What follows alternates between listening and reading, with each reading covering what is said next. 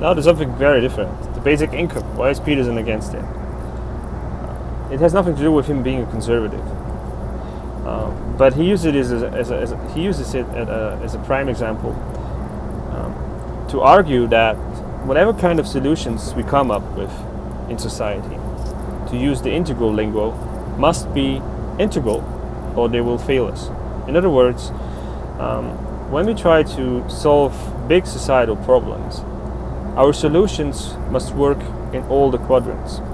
If they don't, they will fail us, and wherever we enforce our solutions will actually lead to more misery than if we would just leave the system to itself and leave it to itself and figure it out all by itself. I mean, his example is communism.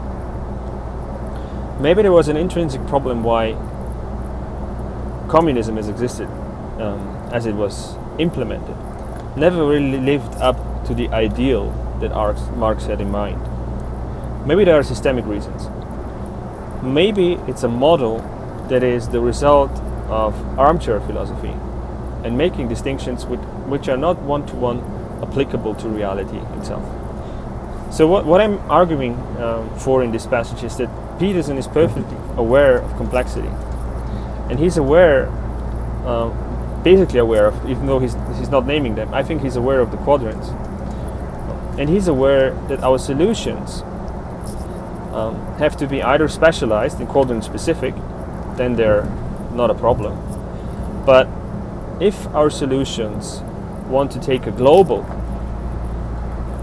perspective and want to be global solutions, they can do only so if they truly address all the issues coming up in the different quadrants.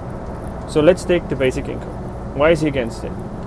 His issue with it is not so much the idea that it's not a good idea to cover everyone's basic needs. Of course we want that. Of course he wants to cover everyone's basic needs. Of course he wants to grant this to people. He's fine with people not starving.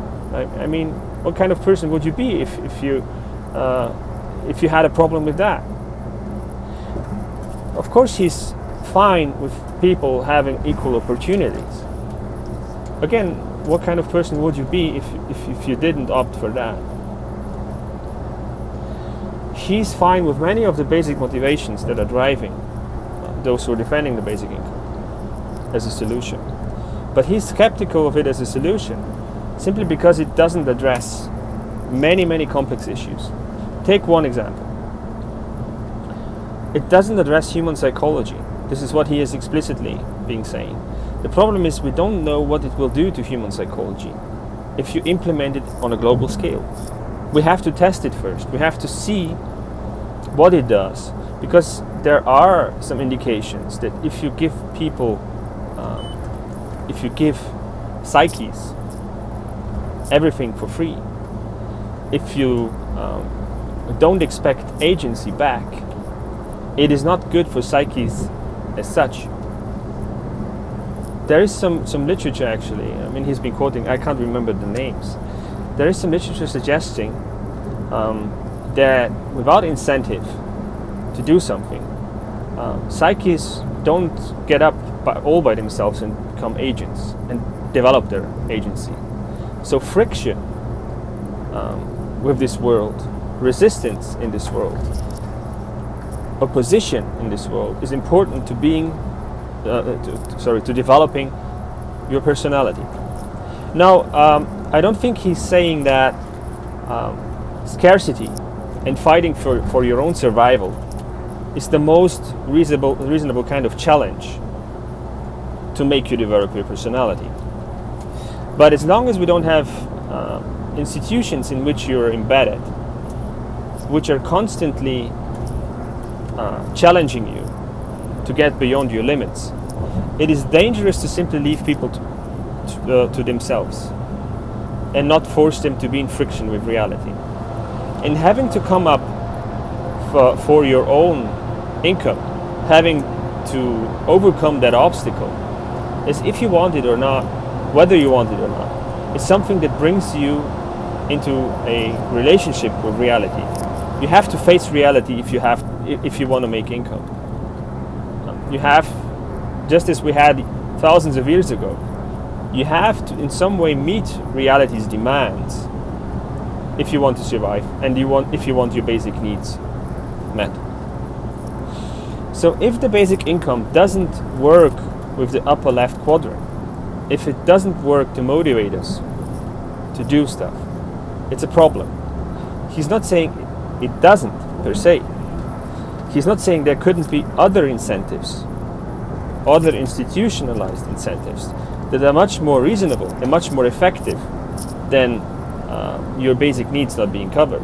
But he's saying we have to address the issue. We have to think about it first. We have to test it. We have to develop other incentives that make us develop ourselves and make us do things and see how it works. Once we have institutions in place that take care of this aspect of personality, which is the motivational aspect of personality, it's perfectly fine. Maybe the basic income would work. But without even addressing the question, it's a problem. You just leave out the upper left quadrant and don't think about it. Or in the worst case even, just imagine or just assume some kind of basic human nature without having any proof for it, that all people will behave in this way. People are very different, and left to themselves alone, I think we might face a lot of challenges in the upper left quadrant by making such a totalizing move.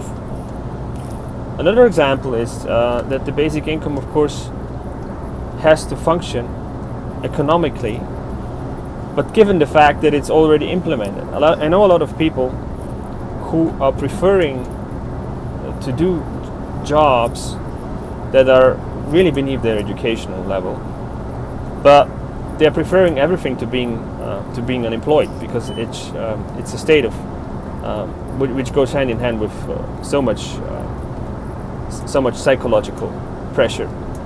They try to at any cost avoid the state of unemployment. So in the official statistics, of course, they don't show up as unemployed because they're doing some kind of work.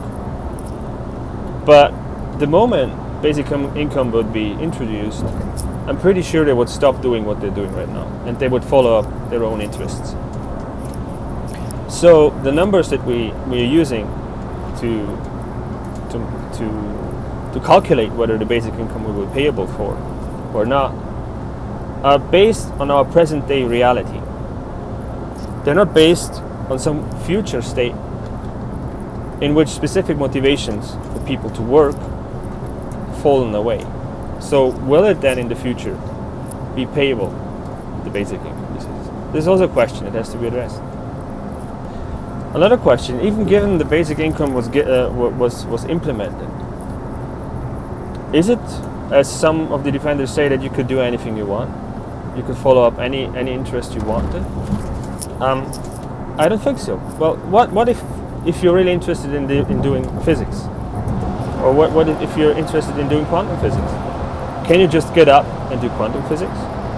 No, because the learning spaces still largely will be closed to you. Learning spaces usually are embedded within the market system.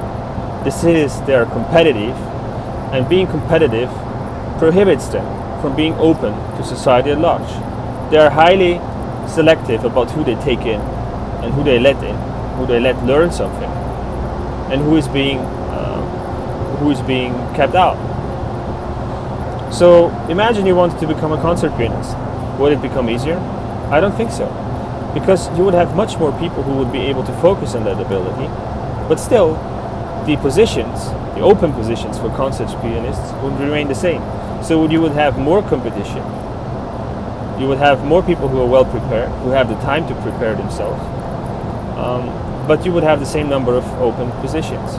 So the only thing that would remain to you is that you play for yourself, but the option of becoming a concert pianist wouldn't be a more realistic one if you had a basic income. So we must change society at large in many, many different areas. We must, for example, make learning spaces like universities much more transparent, so that people from the outside can see what is going on in there. it must become much easier for people to actually get into these learning spaces. We have to separate learning spaces from market systems where it's necessary. But in any case, these are highly complex issues where you have to make many changes in all the quadrants to make something as big as the basic income work. You can't just make a change in the lower right quadrant and expect everything else to work itself out and everything else to fit in place perfectly. I think, for example, it would help. I'm pro basic income, by the way. I think it's if you make the right changes in the quadrants. So if you, for example, create institutions that you could enter freely and take care of incentivizing you. This is to say, where you have actual deadlines to be productive. You're not just left to yourself, but you're still embedded in some kind of community that has expectation towards you. So you have to meet other people's expectations. You have deadlines. You have to grow beyond yourself and so forth. All of this can, of course, be institutionalized, and all of this can, of course, be also opened to all members of society and integrated with the already existing educational systems. But this will take time. It must be done. So, in other words, if there were places where you could go to simply learn anything you want to learn openly, and if there was also if it was incentivized that you also come up with some kind of product, some kind of result for society in general, so that you don't just spend the time on reading for your own enjoyment, but you also are expected to feel some kind of basic responsibility for society and make whatever you have learned also visible to others. So come up with some kind of result, some kind of articulation of your own. Once we have established such institutions, their fruits will be visible to everyone. So people would see that people are not just sitting at home and reading for the fun of it, but they're actually contributing to the society at large. Just as we can already see the fruits of open software development. You can see the actual products. You can't say these people are doing nothing. They are highly productive. They're creating. And if we could also see the engagement with other interests that are much more dealing with the left quadrants, like reading literature in general, for example, or doing art, if we could also see the products in the same way, I think it would be much easier to argue for basic income, but because you would see the products of people engaging in all these different areas all around you. But so far you can't see anything of it. Think about it. You can't even see the engagement that people take up at universities to the large population. It is absolutely invisible what the products are that university students who are dealing with the left quadrants produce. I mean, people are not reading their PhD thesis. I mean, a large majority of all PhD theses have never been cited and are never being read by the large population. So they're basically non-existent for truck drivers like me. They don't exist, and if you can't see the products of the labor of those who devote themselves to studying the mind, it is very difficult to convince you that it might be a good idea for the state to give someone a basic income and let them engage themselves with mind stuff, while at the same time you don't see any kind of product, and you yourself have been struggling your whole life, being forced your whole life to work, be productive, and you see none of the products of those who engage in mental activities. And by the way, many of those, I'm saying this because, of course, many of those who are pro-basic income have the idea of devoting themselves to studying interiority once they have a basic income.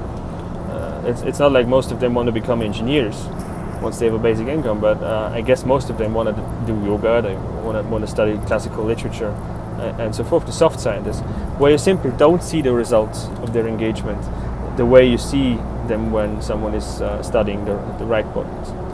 So what I'm saying here, and what I think Peterson is saying, is that whatever kind of solution you come up with, it has to be a complex solution. It has to address all the quadrants, and it has to be really thought through. Or you just focus on some specific kind of topic and come up with small and incremental solutions. But that's the problem with the basic income, isn't it? You can't really do it incrementally. You have to do it at once. You have to have the changes in all the quadrants right at once, otherwise it will fail.